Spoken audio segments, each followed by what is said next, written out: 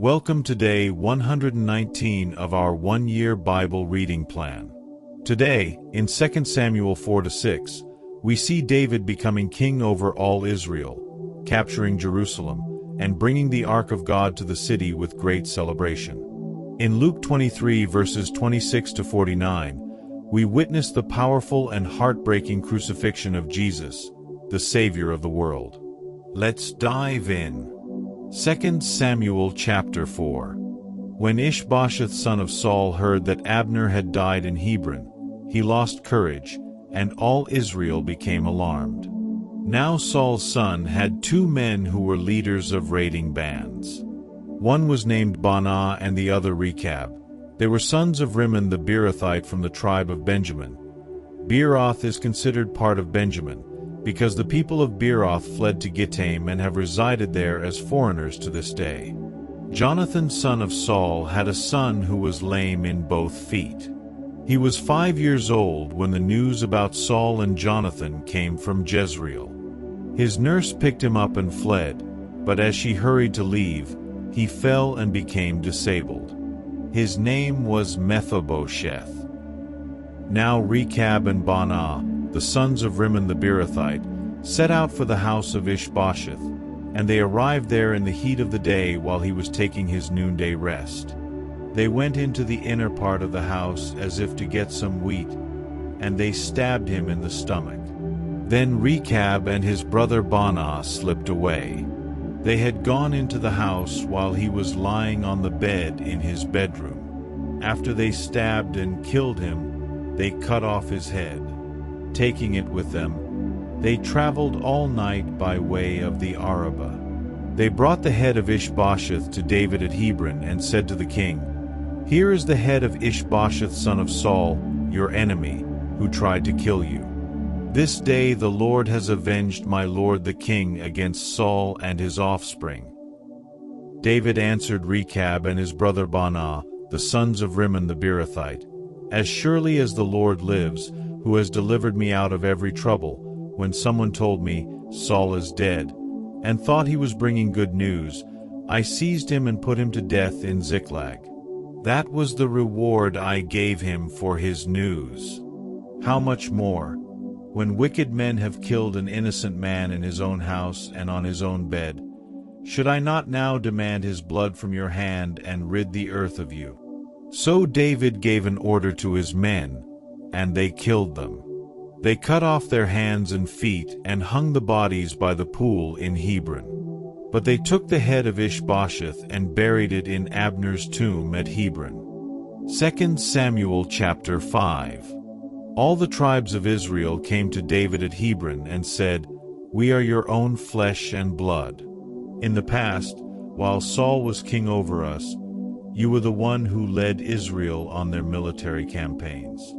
And the Lord said to you, 'You will shepherd my people Israel, and you will become their ruler.'" When all the elders of Israel had come to King David at Hebron, the king made a covenant with them at Hebron before the Lord, and they anointed David king over Israel. David was 30 years old when he became king, and he reigned 40 years. In Hebron he reigned over Judah 7 years and 6 months. And in Jerusalem he reigned over all Israel and Judah 33 years. The king and his men marched to Jerusalem to attack the Jebusites, who lived there. The Jebusites said to David, "You will not get in here, even the blind and the lame can ward you off." They thought, "David cannot get in here." Nevertheless, David captured the fortress of Zion, which is the city of David. On that day David had said, "Anyone who conquers the Jebusites will have to use the water shaft to reach those lame and blind who are David's enemies." That is why they say, "The blind and lame will not enter the palace." David then took up residence in the fortress and called it the City of David. He built up the area around it, from the terraces inward. And he became more and more powerful, because the Lord God Almighty was with him. Now Hiram king of Tyre sent envoys to David, along with cedar logs and carpenters and stonemasons, and they built a palace for David. Then David knew that the Lord had established him as king over Israel and had exalted his kingdom for the sake of his people Israel. After he left Hebron, David took more concubines and wives in Jerusalem, and more sons and daughters were born to him. These are the names of the children born to him there: Shammua, Shobab, Nathan, Solomon, Ibhar, Elishua, Nepheg, Japhia, Elishama, Eliada, and Eliphalet. When the Philistines heard that David had been anointed king over Israel, they went up in full force to search for him. But David heard about it and went down to the stronghold. Now the Philistines had come and spread out in the valley of Rephaim. So David inquired of the Lord, "Shall I go and attack the Philistines? Will you deliver them into my hands?" The Lord answered him, "Go, for I will surely deliver the Philistines into your hands." So David went to Baal-perazim, and there he defeated them. He said, "As waters break out, the Lord has broken out against my enemies before me." So that place was called Baal-perazim. The Philistines abandoned their idols there, and David and his men carried them off. Once more the Philistines came up and spread out in the valley of Rephaim. So David inquired of the Lord, and he answered, "Do not go straight up, but circle around behind them and attack them in front of the poplar trees. As soon as you hear the sound of marching in the tops of the poplar trees, move quickly, because that will mean the Lord has gone out in front of you to strike the Philistine army." So David did as the Lord commanded him, and he struck down the Philistines all the way from Gibeon to Gezer. 2 Samuel chapter 6. David again brought together all the able young men of Israel, 30,000. He and all his men went to Bala in Judah to bring up from there the ark of God, which is called by the name of the Lord Almighty, who is enthroned between the cherubim on the ark. They set the ark of God on a new cart and brought it from the house of Abinadab, which was on the hill. Uzzah and Ahio, sons of Abinadab, were guiding the new cart with the ark of God on it, and Ahio was walking in front of it. David and all Israel were celebrating with all their might before the Lord, with castanets, harps, lyres, timbrels, sistrums, and cymbals. When they came to the threshing floor of Nacon, Uzzah reached out and took hold of the ark of God, because the oxen stumbled. The Lord's anger burned against Uzzah because of his irreverent act. Therefore God struck him down, and he died there beside the ark of God. Then David was angry because the Lord's wrath had broken out against Uzzah, and to this day that place is called Perez Uzzah. David was afraid of the Lord that day and said, "How can the ark of the Lord ever come to me?" He was not willing to take the ark of the Lord to be with him in the city of David. Instead, he took it to the house of Obed-Edom the Gittite. The ark of the Lord remained in the house of Obed-Edom the Gittite for 3 months, and the Lord blessed him and his entire household. Now King David was told, "The Lord has blessed the household of Obed-Edom and everything he has, because of the ark of God." So David went to bring up the ark of God from the house of Obed-Edom to the city of David with rejoicing. When those who were carrying the ark of the Lord had taken 6 steps, he sacrificed a bull and a fattened calf. Wearing a linen ephod, David was dancing before the Lord with all his might, while he and all Israel were bringing up the ark of the Lord with shouts and the sound of trumpets.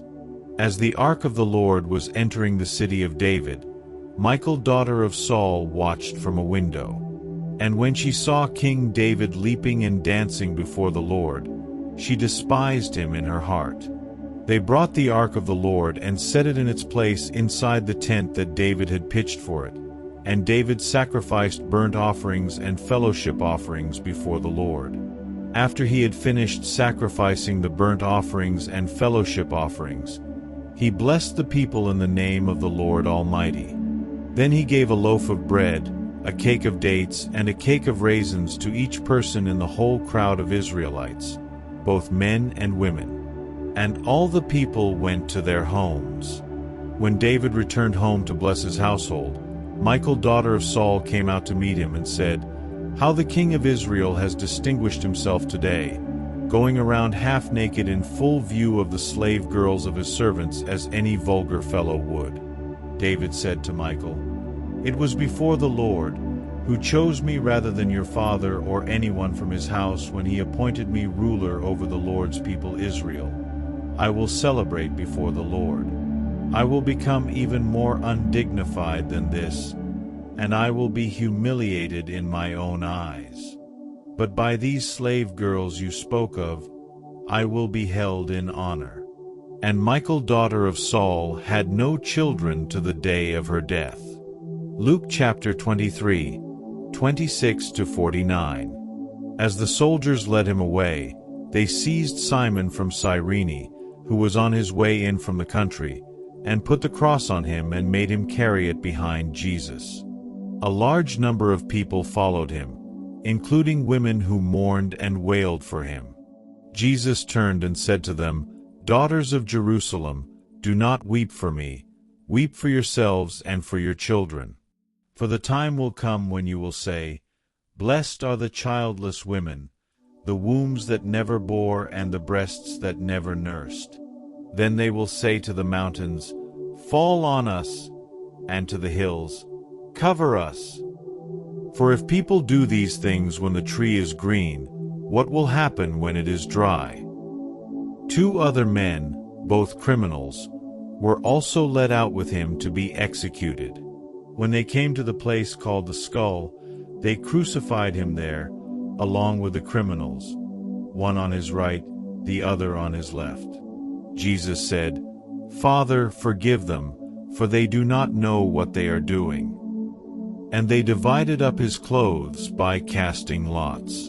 The people stood watching, and the rulers even sneered at him. They said, "He saved others. Let him save himself if he is God's Messiah, the chosen one." The soldiers also came up and mocked him. They offered him wine vinegar and said, "If you are the king of the Jews, save yourself." There was a written notice above him, which read, "This is the King of the Jews." One of the criminals who hung there hurled insults at him. "Aren't you the Messiah? Save yourself and us." But the other criminal rebuked him. "Don't you fear God," he said, "since you are under the same sentence? We are punished justly, for we are getting what our deeds deserve. But this man has done nothing wrong." Then he said, "Jesus, remember me when you come into your kingdom." Jesus answered him, "Truly I tell you, today you will be with me in paradise." It was now about noon, and darkness came over the whole land until 3 in the afternoon, for the sun stopped shining. And the curtain of the temple was torn in two. Jesus called out with a loud voice, "Father, into your hands I commit my spirit." When he had said this, he breathed his last. The centurion, seeing what had happened, praised God and said, "Surely this was a righteous man." When all the people who had gathered to witness this sight saw what took place, they beat their breasts and went away.